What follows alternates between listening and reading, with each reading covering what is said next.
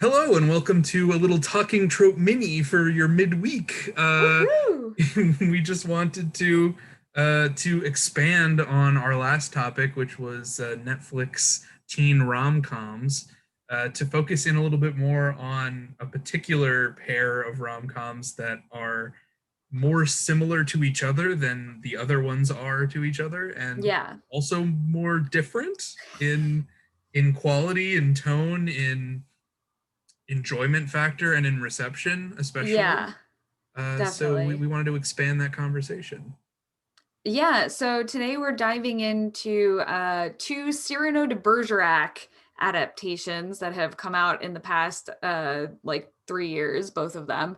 The Yeah. first one is Sierra Burgess is a loser, and the other one is The Half of It. Um, yeah. Basically, the reason this episode exists is because I watched the half of it for our Netflix YA teen drama episode. um And I and skimmed it. I and didn't you have time to skimmed watch it. the whole thing. Yeah, And but that but I really bummed Hannah out in a major way. So we had to have make me watch it in full and then have a longer conversation about it. yeah, because Uh, I fell in love with the half of it, so full right. disclosure, coming out with that right out of the gate. But I think it's also a good opportunity to talk about the source material, Cyrano de Bergerac, which we all had to Yeah. read for high school, I'm assuming. And we all thought that, oh man, this is like a really lame play. I loved Cyrano de Bergerac, I thought it was like lame. It's that's like, fine. oh, woe is him. He's got a big nose and he's the smartest, cleverest, most loyal, most artistic, poetic genius to ever live. And so I was we a gotta watch this play nerdy, about I him was a nerdy unrequited angst, love. I was a nerdy angsty eighth grader, and the idea of unrequited love like kills me every time, and especially did then. And like, I don't know, I loved I it. couldn't be the only person. I wasn't able to find any like actual legitimate scholars who write about this, but I can't be the only person who thought like Cyrano de Bergerac is like an anti-Semitic Jewish character. Like he's a he's like got a big nose and he's like an intellectual, and he's like pursuing like this pure fair maiden I character. mean, it's like He's best friends with French, a guy named so Christian. I know.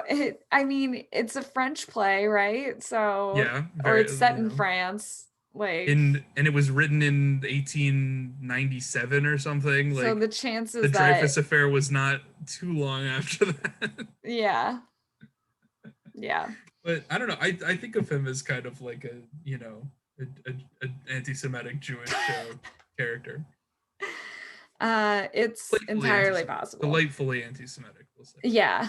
I'll take it. I loved Cyrano. And apparently so did the world, because there are a lot of Cyrano de Bergerac adaptations. Like Yeah, we're really nearing I mean, not nearly, I guess, as many as like Pride and Prejudice, or how many times that movie's been remade, or like Romeo and Juliet, well, we'll but a just list lot. them here briefly. The most famous one I think that people recognize is Roxanne, Hmm. the Steve Martin movie where he has the big prosthetic nose, and they really make a big deal of the nose. It's a very slapsticky film, which I think Yeah. is interesting take on it.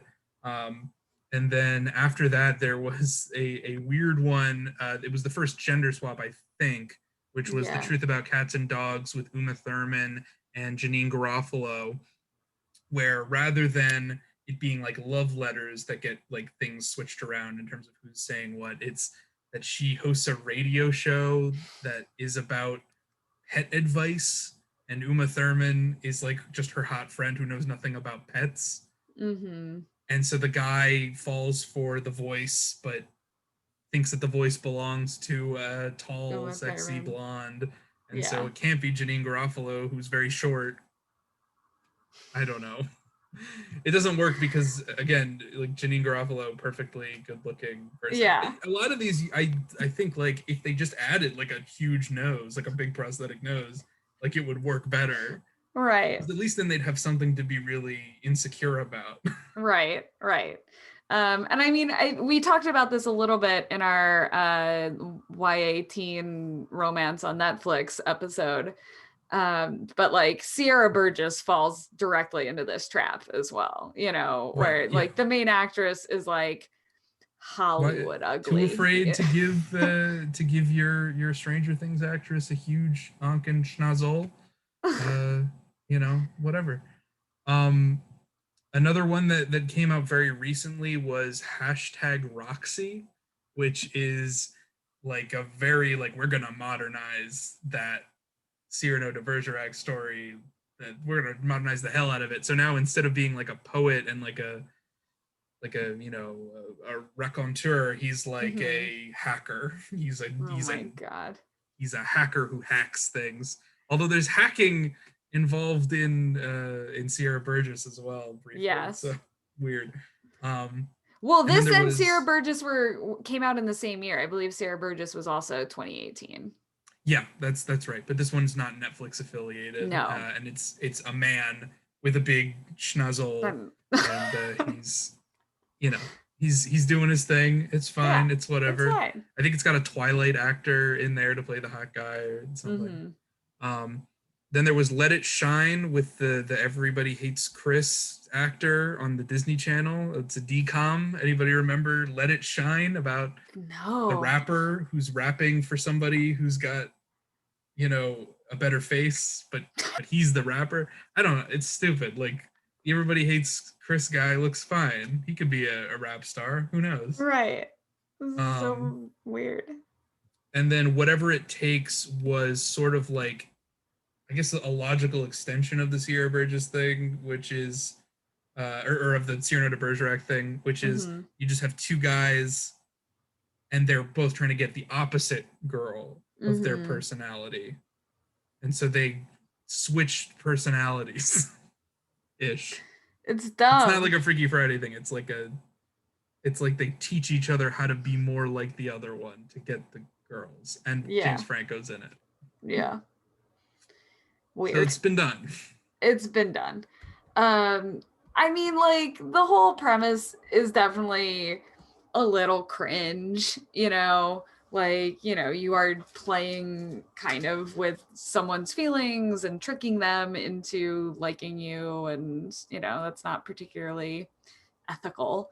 Um, Right, but it's all about like the play. What we were taught in high yeah, school was that it's a play about virtue ethics, right? Like a little it's bit, a play yeah. about when you make a promise to someone, you can't break it, even if it breaks your heart and Right. like keeps you from happiness. So like, the main guy Cyrano, he's not doing this to get Roxy like by tricking her into getting with this hot guy. Right. Uh, he's doing it out of like loyalty to his friend. Well, Um, loyalty to his friend, and you know, this was the part that I always thought was like a little bit romantic.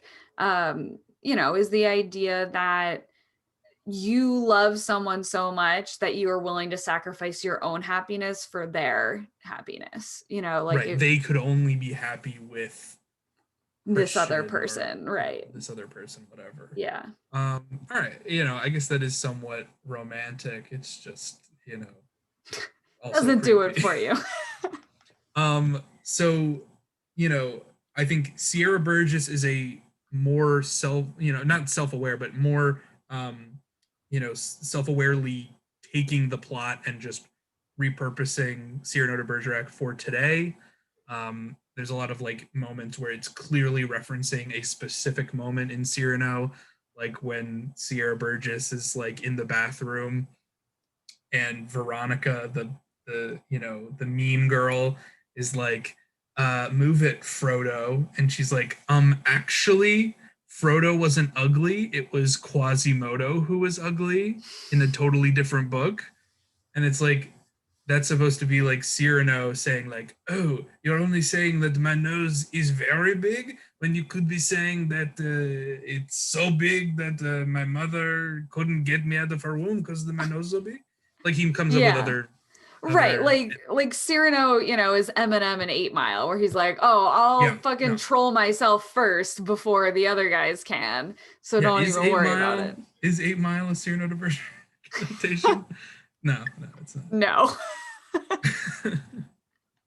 But yeah, it is that beat. But so I don't know. So that's what that's going for, and then the half of it is more like trying to tell a very personal story through Hmm. some well recognized tropes Yeah. that make it more digestible than just the sheer awkwardness of high school in a small town as a queer second generation immigrant Right. Really first generation. or first generation, yeah, Yeah. But first still, generation like, American. right. Yeah. It's very incredible. And I think that's one of the major differences between, the Sierra Burgess Netflix version and the half of it is just like who was mostly involved in the production. Like this was not something that Netflix commissioned, I uh don't think that either of them were. I think that the oh, process by which these get greenlit is very much what we were talking about last week, which was, you know, people are more willing to produce a teen rom-com today than they were mhm, 5 years ago because we've had the success of the Kissing Booth right. and now the success of more dramatic ones like All the Bright Places. Mhm. But I think that the way that these get made is honestly very similar, like Okay. in terms of the production. I don't know that for a fact, but I think like they weren't commissioned. I think the actor from Stranger Thing was not added to the project until like a couple years after it was greenlit. So these things take Right. time to produce. Right. But I mean, one is very much uh one feels very personal and one feels very marketable. you know? No, yeah, and Like I that think, has been sort of the reception is that like yeah. one is the more commercial, viable product. It has star power, and it has, and by star power I mean like product synergy with Stranger Hmm. Things, and it's got Noah Centineo in it, and it's like it's this big corporate sort of product, and then this is the more authentic like art prestige level film. I do want to challenge that instinct a little bit because I want Okay. to, as we sort of go through, identify there's a lot of things that I think people would identify in Sierra Burgess as like cringe or cliche or whatever that work better in the half of it because it's just like better written, but that Yeah. sort of put it in the same category. So I think we should just kind of like Sure. start going through it. I don't know Yeah. exactly how you want to proceed. No, go ahead. I mean, do you have like a specific example in mind when you bring that up? Okay, yeah, sure. So like I guess just the things that you sort of implied that like the half of it wasn't really like a teen rom-com, right? In our last discussion. Really is. Um, it's just like the teen rom-com that I would go see. Right. It's like it's good. It's like it's fun. It's watchable. But like it still has like a lot of the things like the first meeting between Ellie, our main character, and Aster, our Yeah. love interest, our Mhm. Roxanne, is like a legit meet cute bump into each other in the hallway. And then, Mhm. she says like, "Oh, I see that you like this movie that I also like." And, "Oh, I've seen you around town." It's like very by the books meet cute. Mhm. Um, and I think also, there's like the scenes with like the mean girls in the half of it, where it's Mhm. usually Aster complaining about like having to live up to the expectation of being pretty. It'll show Mhm. like a bunch of girls who are always dressed exactly the same, walking down. Yeah. It's like this weird moment of kind of like mean girls style, like exaggeration, comedic exaggeration that doesn't gel with the rest of the tone. Yeah. I would agree with that. The moments where we're sort of like in Aster's shoes and, watching her interact with those mean girls are definitely the most jarring parts of the film, I think. Right. And I think that like although the half of it is kind of like afraid to have Ellie like break down in the way that Sierra does. Like Mm-hmm. she just like is like crying. He's like a nervous wreck. She's like crying all the time, and like any little thing that goes wrong, she'll like collapse into like a fit of anxiety. Whereas Ellie is like more reserved or whatever, so she just kind of Mm-hmm. goes cold and depressed when Yeah. things go bad for her in the third act. Um, but they'll still do the thing, like they'll play a song, like a meaningful song, and that'll like bring them out of a funk, and they'll Yeah. they'll Both of have like these somebody show up at their house and like be like, hey, cheer up, Ellie or Sierra. Right. Yeah, I mean both of them have, because doesn't Sierra write a song as well in Yeah, Sierra Burgess? Right. There's an original song in like both of right. these. Yeah, I actually don't know for sure that Ellie's song is an original song, but I know Oh, that I didn't look it up, but I know for sure that Sierra's song "Sunflower." Oh God, it's so awful because she's like, "I'm not like other girls. I'm not a rose. I'm a sunflower," which is also pretty and known only for being pretty. right. There's no one who looks at a sunflower is like, "That's gross." If she had said like, "I'm a Venus flytrap" or "I'm a weed," that'd be something. Right. Like I'm a dandelion or Right. something. Honestly, for Sierra Burgess, and like this is like the main thing that I wanted to say that I didn't say in the other one, is that Taylor Swift should have got a writing credit on this film. Uh, Because they use her songs because so much. I don't think they ever actually use her songs, but that song is like so similar to the Taylor Swift like structure of songs. And at Uh-huh. one point she's literally cheer captain and Sierra is literally on the bleachers. Oh my God. You're right, David. and You have and she's cracked the and she's acting like he case. belongs to her. Oh my God. Taylor Swift plus Cyrano De Bergerac equals Sierra Burgess is a loser. And I think Right. you've definitely cracked that math code. I mean, I just like it's so straightforward. Like the idea that like being a band geek is just code for being unpopular. But I mean, the Mm-hmm. thing is, like, as a former like band kid, it's Uh-huh. like cliques are just kind of insular and they have their own hierarchies within them. Like, Right.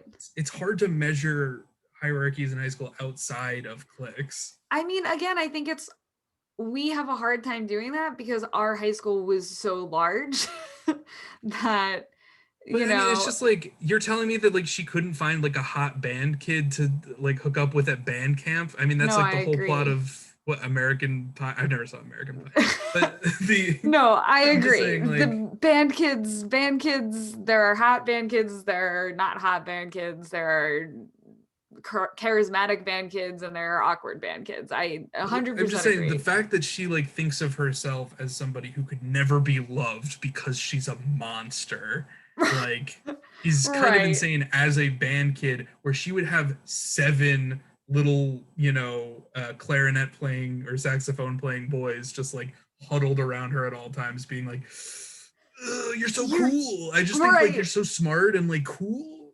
Maybe we Yeah. should like get a soda after band practice." Right. No, It's just I unbelievable that she would be so isolated even as somebody with really low self-esteem as many people are.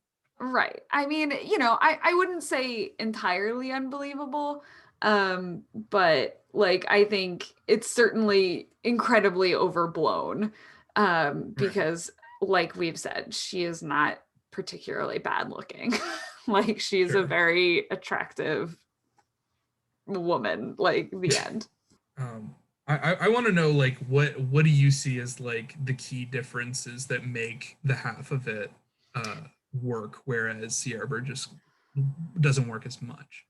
So, like, part of me is definitely intrigued by the idea of seeing these sort of classic romance tropes done like similarly to their peers.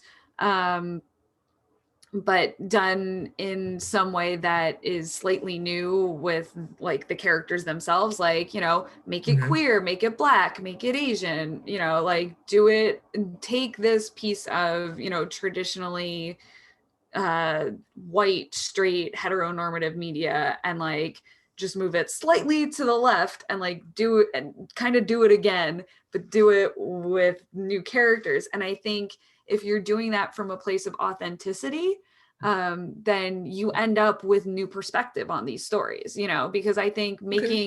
making Cyrano a queer story, I think that resonates with people a lot more than it does if it's just like, oh, they got a big nose, or like, oh, they're like maybe a little bit bigger than like super skinny cheerleaders, question mark, you know, like eh, I think there is still currently at least a real threat and a real fear that comes from being queer, especially in a small town.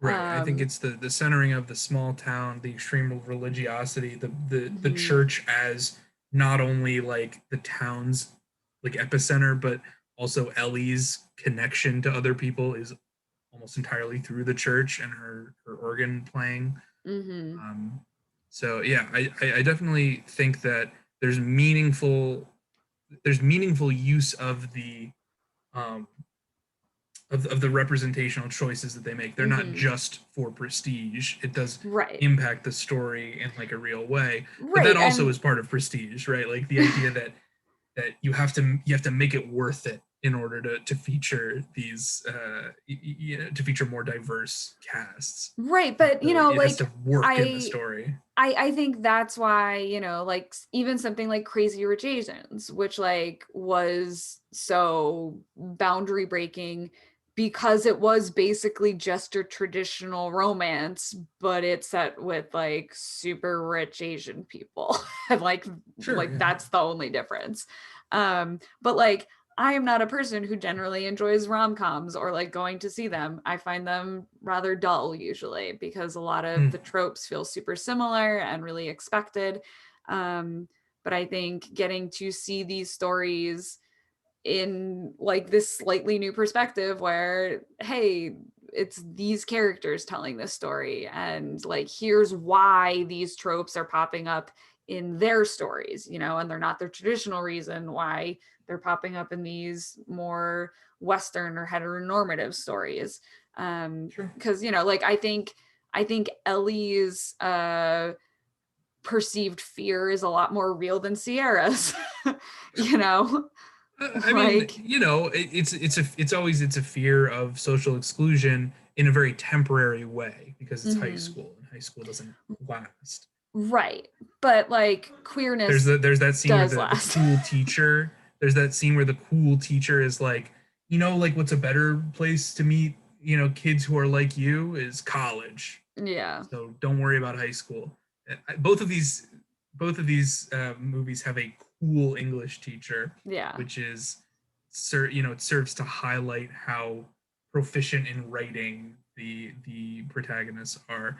Right. Whereas, where I think that I want to sort of circle back to technology, which is something we Yeah. didn't talk about a lot in last week. But all of those movies, the medium of communication is very central to the conflict, and it results in a lot Mhm. of miscommunications and whatnot.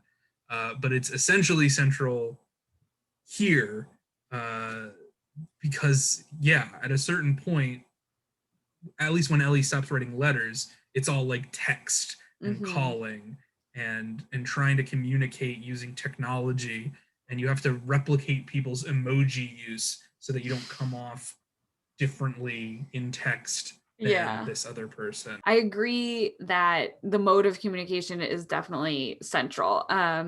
Like one thing that Sierra Burgess does is they do like a video call where like Sierra is the voice for like the pretty girl is sort of like on camera and just sort of Right. like So they pretend that there's mouths an audio along. lag, Yeah. or a video lag, I mean, and I think that works really well for that scene. Yeah. Uh, and then like, you know, at one point there's a scene where in the half of it that Yeah. Munsky, the boy, is texting the girl that he likes from 1 foot away, uh, Right, pretending to because text her because it's actually Ellie in a different room texting her. he just has That's like his plan. no chemistry with this girl. Right, Like and he I just think like cannot that talk to makes her. it like that makes that element of it work. I think a lot. The fact that you know she doesn't end up with him, she ends up with Ellie, or not ends up with her. It's more of an open ended, Yeah, you know. she ends up with no one, which I She ends up with like. no one. She ends up with a friend in Munsky, which is nice. Like Yeah. it's a story about friendship in a Yeah. lot of ways. Yeah. Um, yeah, I don't know. I just think it's interesting how like each character has like a different form of communication and also a different way of loving that corresponds with their means of communication. So it's like Mhm. Ellie's main form of communication is by the written word, by letters. She's an epistolary poet. She can write letters really well. And Mhm. then, uh, Munsky, he can only communicate with emojis. And her father communicates entirely through film, like film as a medium for communication Mhm. becomes recycled back into the movie is communicating a message as well. The movie Right. is telling you a story in order to There's tell you something. layers. There's layers to it. And then, Aster communicates with art. And so she Mhm. tries to send Munsky a message with her flower that's about like loneliness or something. And he can't like interpret it. He's just like, it's a pretty flower. And Mhm. so that's like when she starts to realize that Munsky couldn't possibly be the Who person she's texting. that she's been texting. Yeah. Um, so I think like the thematic, consistency of that movie is really good. Whereas in Sierra, it's like her voice is like so perfect that it doesn't Mhm. really matter what she writes. In fact, she can just send like quirky gifs that like any high schooler could send, Mhm. and that's supposed to be like this is me. Like my real being is just my voice and my ability to text a gif of an elephant Yeah. as a I'm not like joke. other girls. I know about the elephant gif. That's why Right. you should But date me. I think it's more than just that, like it's more than just that she's not like other girls in that scene. It's Right. that her digital self is considered to be more real. Her like Mhm. herself absent her physical image is more real to her than herself. And that Yeah. it's not till the end of the movie where she's able to like recombine her own self identity with her body image. Yeah. um, which is why like in the opening scene she's like stepping out of the shower and her body is revealed to us in like a very fragmented way, right? Mhm. So we see her feet, and then we see her face blurry and in like a fogged mirror. We see her shoulder with like her freckles, and so we were getting a Mhm. sense of her skin. And then we finally see her face, and then she's like, you are a magnificent beast. Like she's trying to talk herself up. Affirmations. Right. And then there's like really obvious symbology, like kissing a turtle to symbolize that she's coming out of her shell. It's very dumb. Dumb. But you could say maybe the same. I wouldn't because I like this symbol. But in the half of it, I really like the scene where they're in the. I'm not a Catholic. The room where they do confessions, the booth, The vestibule. the I don't even know I'm the pretty sure it's the vestibule. vestibule. So they go in there, and that's like their form of confession, but they're actually hiding things from other people. They're actually being deceitful in a confession booth. It's ironic. And it's not just ironic, it's like it's also like about how religion itself is like stopping them from communicating their true selves to people. And I don't know, Right. there's something there. Yeah, for sure. Um there's also just like clearly interesting filmmaking. I think, like Sarah Burgess isn't pulling out like fun camera Well, angles I think they're and going for very different styles. So I right. mean, in Sierra, almost every scene is shot with a handheld, probably steady Mhm. cam because it's Mhm. not shaking crazy, but it's like a lot of movement. and it's all lit very soft, but also kind of oversaturated and like very nostalgic kind of like lighting and coloring. Mm-hmm. Um, so it's like every scene is like looking at you know, like a really nostalgic yearbook picture to me. It's like that's what it feels like. Whereas the half of it is very like almost like Juno, you know, it's Yeah. like kind of fuzzy and rough and like not Lots of quite warm polished. tones and Yeah, sort of like a it's definitely more that. And then also there's a much heavier use of montage to convey like time. And mm-hmm. sometimes like the scenes aren't like that important on a literal level, like the ping pong scene, right? Like Right. that conveys very little information on a literal level, but the fact that she, you know, is like ping pong is like a conversation, and then we're seeing what a conversation between them is like in a visual way, Mm-hmm. that's weird.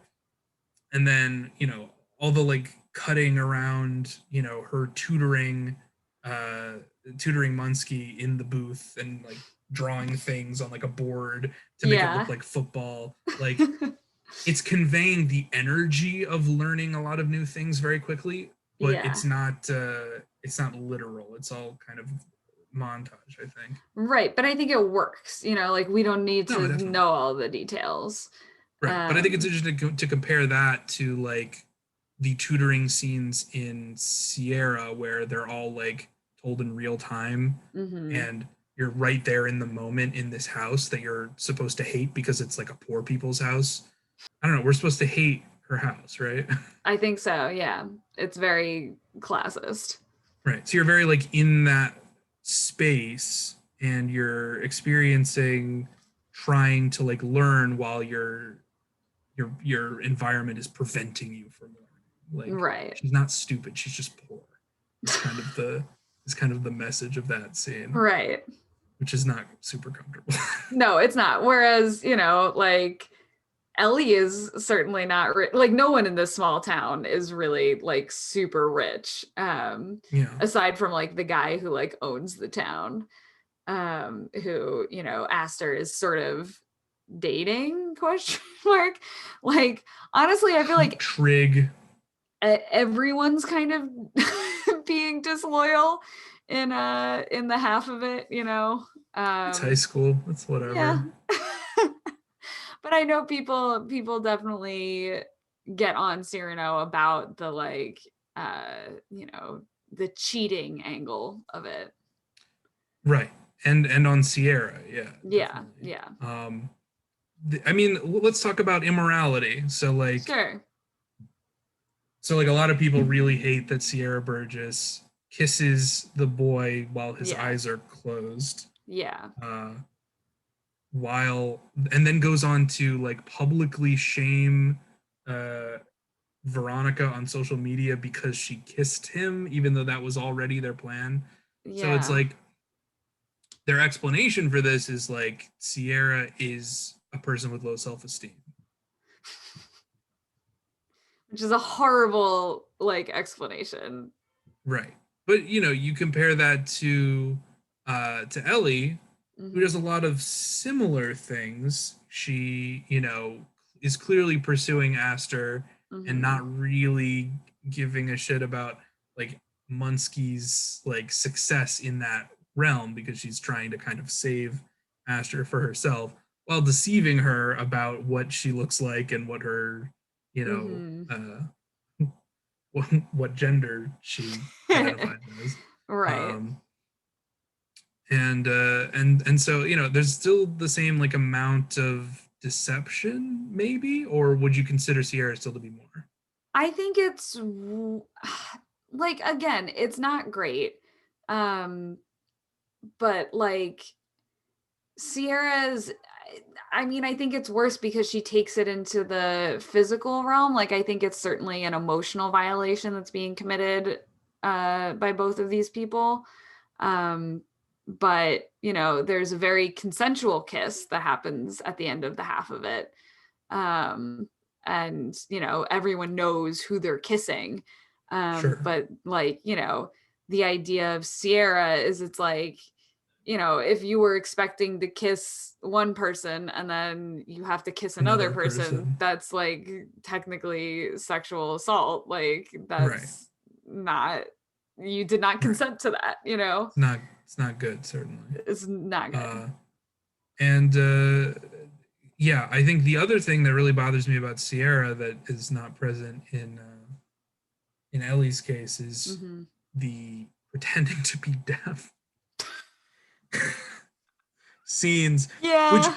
I mean, so I don't want to just dismiss Yeah. these because they are extremely cringe, but that's the goal, right? Like they're set out Yeah. to put you in an awkward situation. I think what ruins, like what makes them work not even on that level for me, is that afterwards she's like smiling and like happy that they had a connection, Hmm. and she never has to like account for the fact that he has a deaf brother, and she pretended uh, to know sign language in order to deceive him into thinking that she's deaf so that he wouldn't hear her voice and disturb her whole catfishing scheme. Yeah. Yeah, it's different. That's, It's it's, different than what it's Ellie different. does. Yeah. No, Where Ellie just I sounds, mean, they, I guess, at one point hang out in a hot tub together without telling either of their male friends about it. But, you know, yeah, that's but totally acceptable. Aster isn't gay or doesn't know that she's gay and doesn't know that she's Right. talking to Ellie. So Yeah. She'll be sure in a couple of years, yeah, right?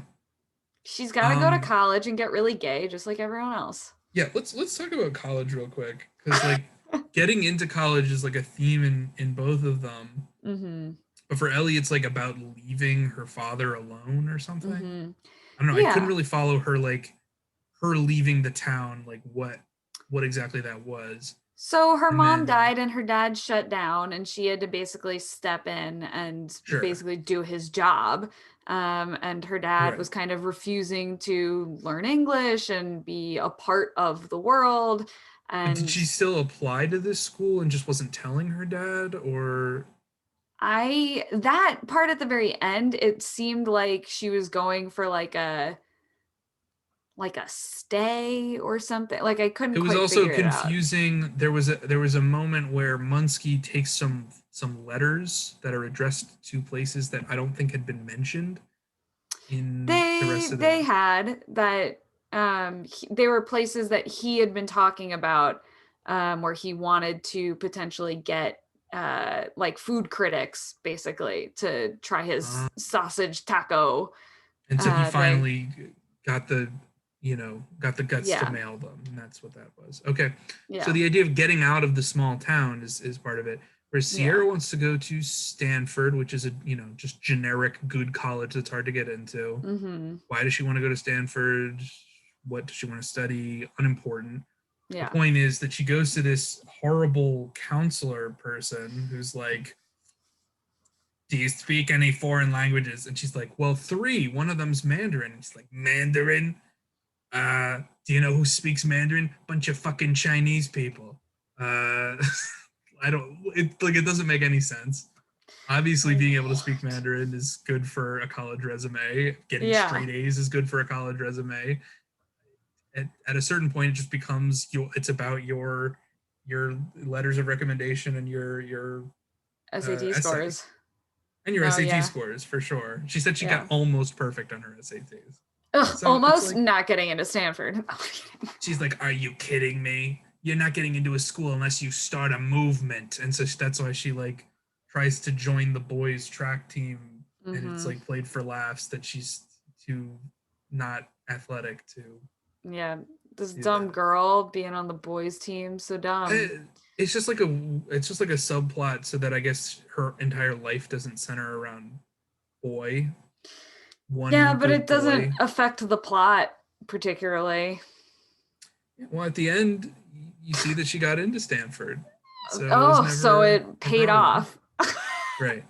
I guess like her thing is more so about like it's about her low self-esteem, whereas Ellie is about her, being closeted. She doesn't necessarily have low self-esteem. She becomes the life of the party in that Mhm. one scene, Yeah. but but it's not a problem of her being able to connect with other people socially. She just doesn't care about that much. Right. And also like literally faces like racism. You know, Right. like Yeah. But she doesn't like overcome racism. no, I guess no, that I think is that's not important, that it's not a movie about no, overcoming racism. it's not about overcoming racism. Yeah. She does face racism Right. though. Throughout. Like, yeah, that is part of it. But like I do have Sierra's to mention struggles. before we finish, because we're just about to wrap up, I think. Okay. But I just love the himbo. He's so good. In Munsky, you're saying, as opposed Yeah. to Noah, who is Well, more yeah. of like a faux intellectual type who's like, yeah, I read Nietzsche too. I love it. Yeah. Whereas Noah, I Munsky could leave her is, tape. Munsky is a delightful himbo who ends but up why? having a crush on Ellie Right. herself. Well, I think he just thinks that she has a crush on him, and like he's Oh. reacting to that. I don't know. It was a weird scene to me because it kind of comes out of nowhere. Like there isn't like a specific scene setting up that he thinks that Ellie's into him and then kisses Right, her. but I think it's because he's kind of into her. Like he doesn't, But he's we not. don't see that being established elsewhere All either. right. So I I don't know. saw it, but yeah. No, I mean like I prefer Munsky to popular girl, skinny girl in Sierra. What's her name? I can't remember. Well, she wouldn't be the parallel, would she? Yeah, she's the Christian. Oh, I guess. Yeah, it's weird because it doesn't really fall. It doesn't really track in Sierra because It's gender Veronica's doing it as a swapped. favor to Sierra as opposed to the other way around. Right. And Sierra is the one who's into him, not Veronica. So it twists it. But Yeah. I thought you were comparing himbos to himbos, whereas Oh, I think mean, it's yes. interesting, like Himbo to that. himbo, I still think he wins. Okay, well, and then I also am curious, like the the pretentiousness of Sierra Burgess, where like they're talking about like, oh, the philosophers, the great philosophers, Plato, whatever. Does it work better for Ellie because she's not a man mansplaining Nietzsche to fucking, or is it because it's genuinely more intellectually, she's smarter than Sierra? Isn't there like a quote from a philosopher at the beginning of Yeah, half of there's it? And quotes like, in these like epigraphs like yeah, throughout, which to me, I mean, I think it's like kind of pretentious in the same way that like Sierra yeah, Burgess is. Like, I we're agree. smart, we get these things, we're intellectuals. We don't just like someone because they're pretty. We like someone Right, because of their mind. All right, right. sapiosexual. We're not that kind of shallow We're person. deep. I think that's what Cyrano de Bergerac has turned into in like this Mm, new postmodern sort of mm. mediascape. Is it's become like Well, I mean, the there's something. the pretty person is worse than the kind of awkwardly non-traditionally attractive but really smart and like But the thing that I think wields I that think one thing intelligence. that I like about you know, the half of it versus Sierra Burgess is that the half of it, I feel like Ellie retains some of that like sort of charm and a little bit of the quick wit, so to speak, from like the play that I Sure. think is sort of what defines Cyrano's character. Whereas, like, they try to do that with Sierra, but again, it's just like she corrects people about like what ugly movie character she's like, which is not really like anything else. Like that's nothing. Sure.